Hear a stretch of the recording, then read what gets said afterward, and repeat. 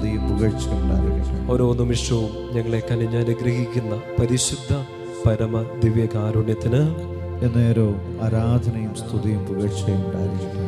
കരങ്ങളെ ഹൃദയത്തോട് ചേർത്ത് പിടിക്കാം. കണ്ണുകൾ തുറന്ന് ഈശോയെ കാണുക.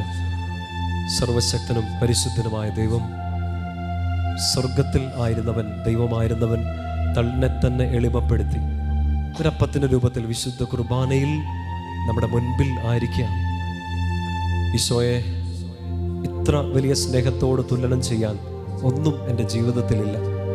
അങ്ങേ കണ്ട് ആരാധിക്കുന്ന ഈ ചെറിയ സമയം, ഇതാണ് എൻ്റെ ജീവിതത്തിലെ ഏറ്റവും സന്തോഷത്തിൻ്റെ, സൗഭാഗ്യത്തിൻ്റെ സമയം. അങ്ങേ ആരാധിക്കുമ്പോൾ കർത്താവ്, എൻ്റെ വേദനകളും എൻ്റെ ആകുലതകളും എല്ലാം ഞാൻ അങ്ങേക്ക് അർപ്പിക്കുകയാണ്. നാളിതുവരെ എന്നെ കൈപിടിച്ച് നടത്തിയതിന്, എന്നെ വഴി നടത്തിയതിന്, എന്നെ സ്നേഹിച്ചതിന് ഈശോയെ നന്ദി പറയുന്നു. ഞാൻ